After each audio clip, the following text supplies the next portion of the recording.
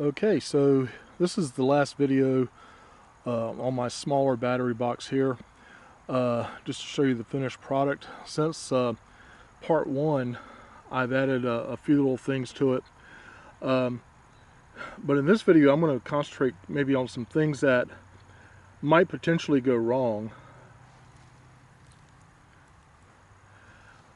that you might want to watch out for.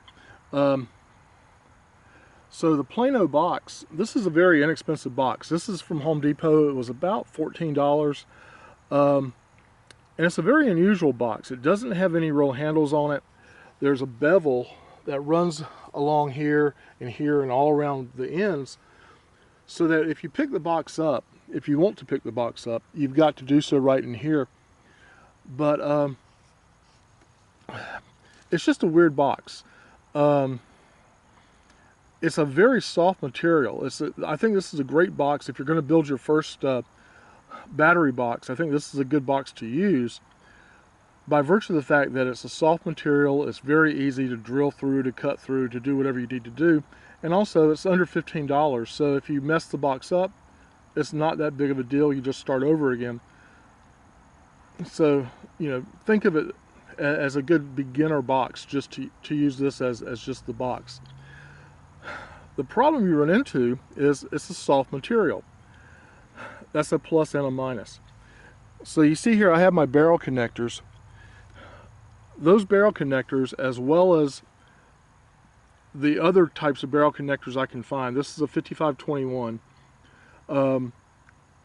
This requires a 10.8 millimeter hole. Not a 10.9, not a 10.7, but a 10.8 millimeter hole.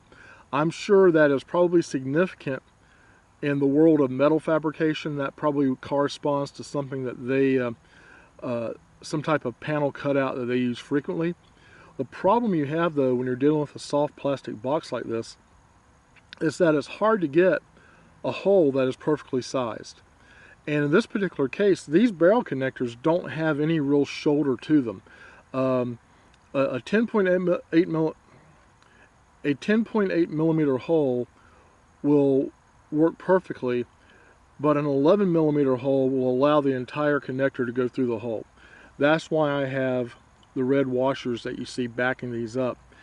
You can actually order a metric washer that has a 10.8 millimeter hole. Again, it must be used for something somewhere that I've never seen. But you can buy them. They're about $1 a piece. They come in a pack of 10. So I bought a package of 10, and it works fine for this. It's great. But you know, I've got a different solution for my big battery box. I ordered different barrel connectors that actually come on about a 1 inch by 1 inch square aluminum mounting plate. And yeah, they cost $10 a piece, as opposed to these being, I think, 10 for about $6. But it gives you a much better, much higher quality connector.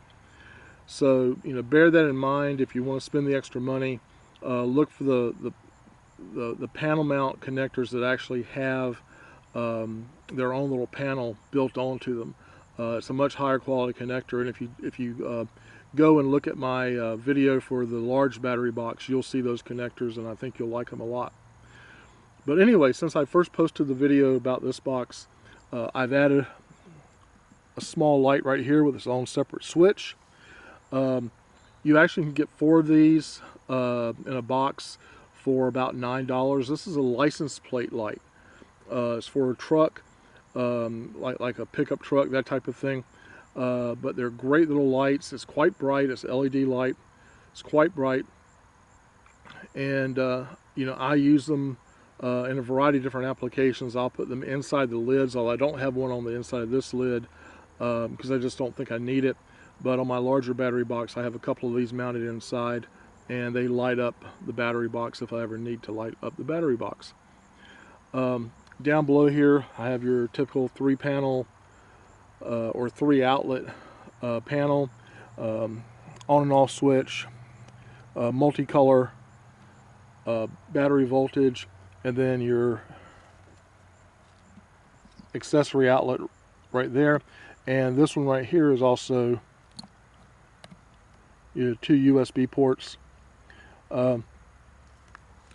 So for me, this is really what I need. I use primarily the barrel connectors. I have fans that run off the barrel connectors. I have lights that run off the barrel connectors. My Starlink can run off the barrel connectors because I've modified it. Virtually everything I use except for my laptop and the air conditioner, I can run off the barrel connectors. And I mentioned my air conditioner. I don't use this box to power my air conditioner. That's why I have a larger battery box. But you know, this box is going to live primarily in the back of my CX-9 Mazda to run the refrigerator that I carry with me most of the time. And there's my electrical outlet right there. People have asked from the first video why I have just one electrical outlet, and I'd rather have a semi-waterproof outlet that I can run a power strip off of than have 4 or 5 outlets that are completely open to the weather and exposed to the elements. For me, this is just a better solution because I really hardly ever use AC anyway. AC is an alternating current, not air conditioning. I rarely use the AC outlet. Again, this box will be used primarily to run the refrigerator in the back of my SUV. So if you didn't see the first video, to show you the back of it here, I've got solar input as well as AC charger input right here. A vent hole that's not really needed. This box will produce little to no heat. But anyway, turning around, nothing on this side. And then I have 2 6-inch LED lights right here. I found this just to be a very useful light to have. Again, this is going to live in the back of my Mazda, and they have their own switch right here. Don't have to open the box, don't have to turn anything else on. Just a push button switch right here allows me to light up the entire inside of the vehicle sufficiently to find anything I might be looking for, and that works out real well. And then here I have another vent hole, and then we're pretty much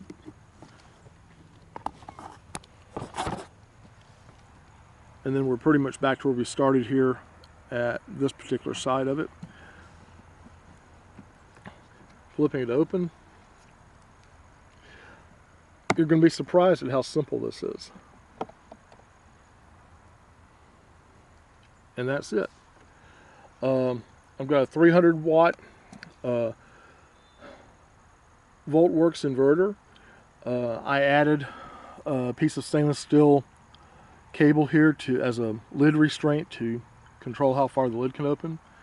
And I have a 20 amp solar charge controller right there. And I just wanted to keep it super simple, and I think I've accomplished that. It's very clean. You know, I don't want wires running everywhere. I don't need power meters everywhere. I've got my voltage meter on the side there. That's really sufficient for me.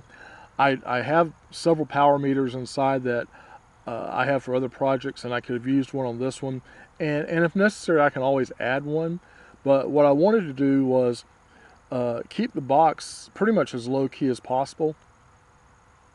I want to be able to, if push comes to shove, I want to be able to carry this box into a Starbucks actually, and charge it up without drawing any attention to myself. I have a nylon web strap that I'll show you in just a second that actually creates a handle here on top, so I can pick it up and just walk in with it. And you know, it works out really well. I'm pleased with the outcome. This wasn't a super expensive build.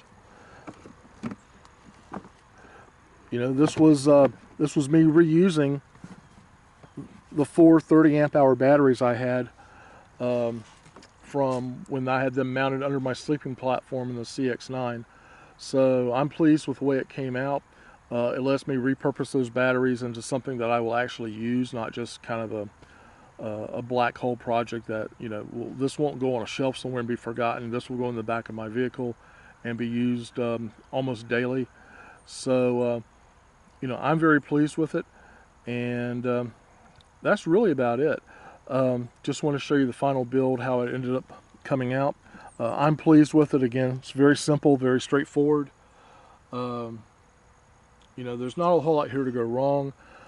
Last thing I can think of to mention is, I do know that people have questioned my love of small inverters, and the most power hungry device that I will ever hook up to this is probably going to be my laptop. I have a HP Omen, which is a gaming laptop, and it pulls about, well, it's got a 250 watt power brick that comes with it from the factory. It's a 17-inch HP Omen.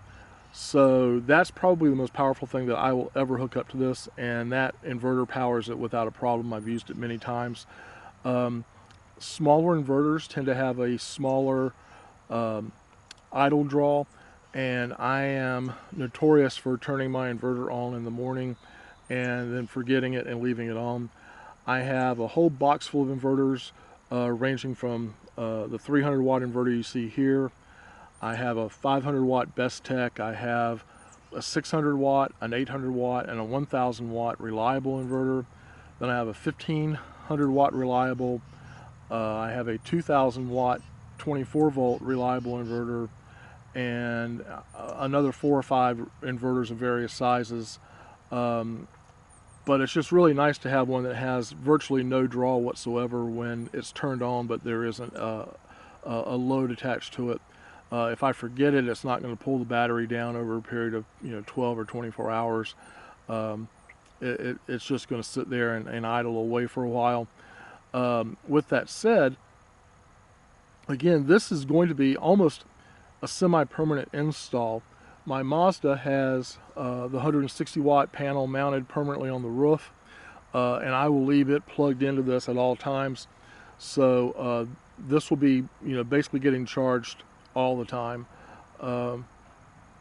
And I've had it configured already. I've been using it already, and it's been working really, really well. It's kind of surpassed my expectations. I like things that are